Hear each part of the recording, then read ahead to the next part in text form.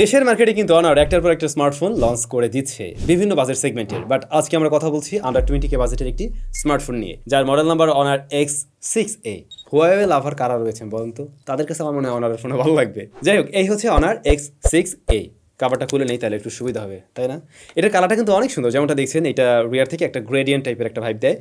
Light পড়লে পরে কালারটা একটু শিফট করে। রিয়ার প্যানেলটা একদমই গ্লাসের মতো, এটা গ্লাস একটা ফিল দিচ্ছে, বাট এটা গ্লাস না, এটা গ্লাস্টিক টাইপের কিছু দিয়ে তৈরি। প্লাস্টিক আর গ্লাসের মিশ্রণ হতে পারে বা চাষ জাতীয় কিছু। ফ্রস্টেড হওয়াতে ফিঙ্গারপ্রিন্ট বসছে না, আর স্ক্র্যাচ পড়তেই পারে, তো কেসটা ব্যবহার করবেন আর কি। এতে আমরা ক্যামেরা মনে হয় দেখে চারটা, বাট এখানে আসলে 3টা ক্যামেরা আছে, আর প্রয়োজনীয় পোর্টস অ্যান্ড বাটন সবকিছু আছে এতে। সেকেন্ডারি নয়েজ ক্যান্সেলেশন মাইকটিও রয়েছে।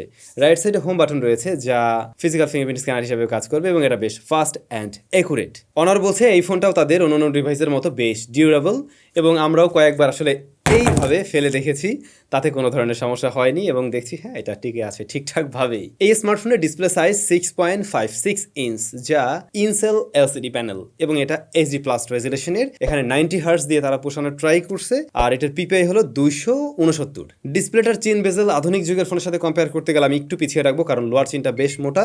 পাশাপাশি আমরা দেখছি ওয়াটার ড্রপ নস, যে বিষয়টা আসলে একদমই মানানসই হয়নি। এই ডিভাইসের ওভারঅল লুকের সাথে পাঁচল কাটার মাস্ট দরকার ছিল, আর দাম অনুযায়ী ফুল এইচডি প্লাস রেজুলেশনটাও থাকতে পারতো বলে আমি মনে করি। যা অফার করছে সেগুলোর রেজাল্ট অবশ্যই ভালো, যেমন কালার রিপ্রোডাকশন ভালো দেখছি, মোটামুটি ন্যাচারাল টাইপের একটা কালার দেয়, আর সাইড থেকে কোনো ধরনের নেগেটিভিটি আমরা দেখছি না। শিফটিং হ্যাঁ কর্নার এরিয়া থেকে তাহলে হালকা একটু শিফটিং লক্ষ্য করা যায়, আর ব্রাইটনেস ইনডোরের জন্য ঠিকঠাক আছে। হেভি লাইটিং এর নিচেও আমরা দেখছি মোটামুটি ভালোই দেখা যায়, কিন্তু যখন কিনা ছাদে গিয়ে একদম ডিরেক্ট সানলাইটে ব্যবহার করছিলাম হালকা পাতলা স্ট্রাগল করছিল আর কি। শ্যারিওরিতে দেখা যায় ঠিকঠাক ভাবে। এই ডিসপ্লেতে কোনো ধরনের প্রোটেকশন নেই বোধহয়, আপনারা একটা স্ক্রিন প্রোটেক্টর মাস্ট ব্যবহার করুন। ফোনটির ক্যামেরা সেকশনে আসলে 3টা শুটার আছে। মেইন শুটার 50 মেগাপিক্সেলের, পরবর্তী শুটার 2 মেগাপিক্সেলের ডেপথ, আর পরবর্তী শুটার 2 মেগাপিক্সেলের ম্যাক্রো। আলট্রাওয়াইড থাকলে খুশি হইতাম বেশি। ফ্রন্ট ফেসিং ক্যামেরা 5 মেগাপিক্সেলের। ডেলাইট কন্ডিশনে আমরা দেখছি এটা কালার কিছুটা টুইক করে একটু বুস্টেড টাইপের দেয়, যা দেখতে ম্যাক্সিমাম মানুষের কাছে হয়তো ভালো লেগে যাবে।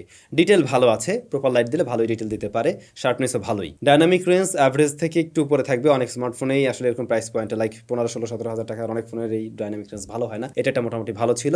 তারপর হোয়াইট ব্যালেন্সটা মোটামুটি ভালোভাবেই করতে পারছে এই স্মার্টফোন, বাট লো লাইটের দিকে অনেকটা সফট করে ফেলা, একই সাথে আমরা একটু কন্ট্রাস্ট বাড়তে দেখি এবং নয়েজের দেখাও পাওয়া যায়। আর নাইট মোড আছে এটাতেও, নাইট মোড অন করে নিলে তুলনামূলকভাবে বেটার রেজাল্ট দেয়, বাট স্টেডি করে ধরে রাখতে হয় বেশ কিছুটা সময়। তো ওই সময় যদি হাত নড়া চলে তাহলে কিন্তু ছবি আবার ব্লারি ভাব চলে আসে। স্টেডি করে ধরে রাখলে আপনি আসন্ন ছবি পেয়ে যাবেন এবং কাজে লাগাতে পারবেন সেই ছবিগুলো। একটু কন্ট্রাস্টই লাগতে পারে অনেকের কাছেই আর কি। দেন পোর্ট্রেট মোড আছে, হ্যাঁ এজ রিডাকশন ভালো ছিল, ব্যাকগ্রাউন্ড ব্লারনেসটাও অনেকটাই ন্যাচারাল লাগছে আমার কাছে, এবং মেইন সাবজেক্টের কালার টালারও মোটামুটি ভালো লাগার কথা থাকছে। আর ম্যাক্রো শুটারটা দিয়ে প্রপার লাইটে যদি সুন্দর করে ছবি নেন তাহলে কাজে লাগাতে পারবেন আশা করছি। ফ্রন্ট ফেসিং ক্যামেরাটা 5 মেগাপিক্সেলের, এটা ওই যে ভিডিও কলিং এর জন্য ঠিকঠাক আমি বলবো, বাট আরেকটু বেটার কিছু থাকতে পারতো, লাইক এটাতে 8 মেগাপিক্সেলটা থাকতে পারতো বলে আমি মনে করি। এবং যখন কিনা আমরা আউটডোরে একটু ক্রিটিক্যাল লাইটিং সিনারিতে ছবি তুলছিলাম তখন এর ডাইনামিক রেঞ্জটা খুব একটা পেরে উঠছিল না। ঠিকঠাক লাইট দিলে এর ছবি কাজে লাগাতে পারবেন আর কি ফ্রন্ট ফেসিং ক্যামেরার। আমার মনে হয় ফ্রন্ট ফেসিং ক্যামেরাটা একটু বড় করে দিতে পারতো, আর ম্যাক্রোর বদলে একটা আলট্রাওয়াইড দিলে সেটা 5 মেগাপিক্সেল হলেও আরও বেশি কাজে লাগতো আমাদের। ভিডিও রেকর্ড করা যায় সর্বোচ্চ 1080p 30 fps এর, ভিডিওটা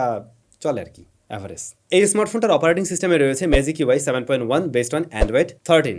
প্রসেসর হিসেবে রয়েছে MediaTek Helio Z36, এবং এটা পাওয়া যায় বাংলাদেশে 128GB ভ্যারিয়েন্ট। স্টোরেজ নিয়ে কোনো ধরনের কমপ্লেন নেই, বাট প্রসেসরটা নিয়ে মাস্ট কমপ্লেন আছে। প্রসেসরটা আরেকটু বেটার দিতে পারতো। সেই ক্ষেত্রে হতো কি, এরকম প্রাইস পয়েন্টে লাইক 17-18 হাজার টাকা যাদের বাজেট, তারা গেমিং এর জন্য কোনো ডিভাইস কিনতে চাইলেও তখন এই ডিভাইসটাকে চয়েস করতে পারতো।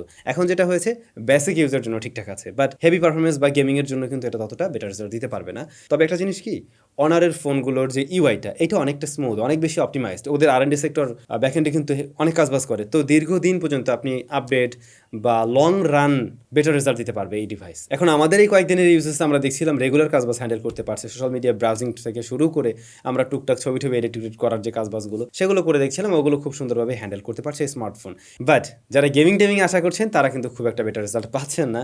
আপনি ফ্রি ফায়ারের মতো গেম চাইলে চালাতে পারবেন, টুকটাক রেজাল্ট দেবে, মানে সময় কাটানোর মতো রেজাল্ট দেবে। 2D গেম খেললে সময় কাটাতে চাইলে আপনি এটা নিয়ে সন্তুষ্ট থাকবেন। গেমিং টাইমে খুব একটা হিট জেনারেট করছিল না এই স্মার্টফোনটি আর কি। দিন শেষে আমরা যদি দেখি এই স্মার্টফোনটার দাম 17,499 টাকা, তখন আমাদের অবশ্যই পারফরমেন্স সেকশনে আর একটু আশা থাকবে, এটা খুব স্বাভাবিক। আই হোপ অনার এই জায়গাগুলোতে নজর দেবে নেক্সট টাইম। ওদের কয়েকটা ডিভাইসের দাম খুব ভালো হয়েছে, বাট এই ডিভাইসটার দাম অনুযায়ী কিছু জায়গায় স্পেক একটু পিছিয়ে থাকছে। সে যাই হোক, এই স্মার্টফোনটার ব্যাটারি সেকশনটা ভালো করছে। এটাতে 5200 mAh ব্যাটারি রয়েছে এবং এটা সাপোর্ট করছে 25 ওয়াটের চার্জিং সিস্টেম, বক্সে আছে ওটা, তো ওটা দিয়ে মোটামুটি দ্রুতই চার্জ করা যায়। পাশাপাশি এটার ব্যাটারি ব্যাকআপ যথেষ্ট ভালো। 90 Hz অন রেখেও এই স্মার্টফোনটা একদিন চালানোর পরও দেখবেন 20% বা 15%-এর মতো ব্যাটারি থাকছে।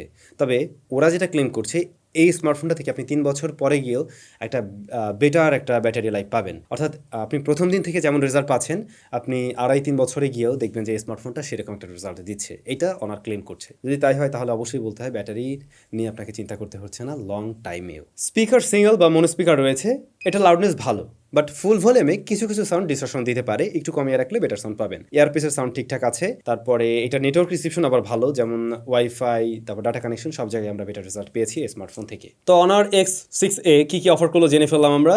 এটার প্রাইস অনুযায়ী আমরা যদি দেখতে যাই, ভালো এবং খারাপ দুটো দিকেই বের হবে অবশ্যই। ভালো দিকের মতো দেখতে বেশ সুন্দর রিয়ার প্যানেল থেকে বিশেষ করে, আর এটার মেইন ক্যামেরা রেজাল্টটা নিয়ে সন্তুষ্ট থাকবেন, দেন এটার ব্যাটারি ব্যাকআপ নিয়ে মাস্ট সন্তুষ্ট থাকবেন, প্লাস ব্যাটারি লং রানে গিয়েও একটা বেটার রেজাল্ট দেবে। এগুলো অবশ্যই ভালো দিক, কিন্তু যে সমস্ত জায়গায় ইমপ্রুভমেন্টের স্টিল সুযোগ ছিল, ডিসপ্লেটা ফুল এইচডি প্লাস হওয়া উচিত ছিল এরকম বাজেটে মাস্ট, তারপর পাঁচল কাট অফ থাকতে পারতো মাস্ট, তারপরে পারফরমেন্স সেকশনটাতে অবশ্যই ইমপ্রুভমেন্টের দরকার ছিল। যেমন এইটাতে হয়তো আমরা মিডিয়াটেক হেলিওজি 85 বা এর আশেপাশের কোনো চিপ যদি দেখতাম, সেই ক্ষেত্রে কিন্তু বিভিন্ন রকম ইউজারদেরকে সহজেই টার্গেট করা যেত। এই ডিভাইসের দাম হয় একটু কম থাকা উচিত ছিল, অথবা এই ডিভাইসে এই ধরনের স্পেকগুলো একটু দেওয়া উচিত ছিল আর কি। আপনাদের কাছে কেমন লাগছে অবশ্যই কমেন্ট করে জানাবেন। খুব শীঘ্রই আপনাদের সাথে নতুন কোনো ভিডিও নিয়ে দেখা হচ্ছে। আপাতত আমি এখান থেকেই বিদায় নিচ্ছি। ভালো থাকুন, অনেক বেশি ভালো।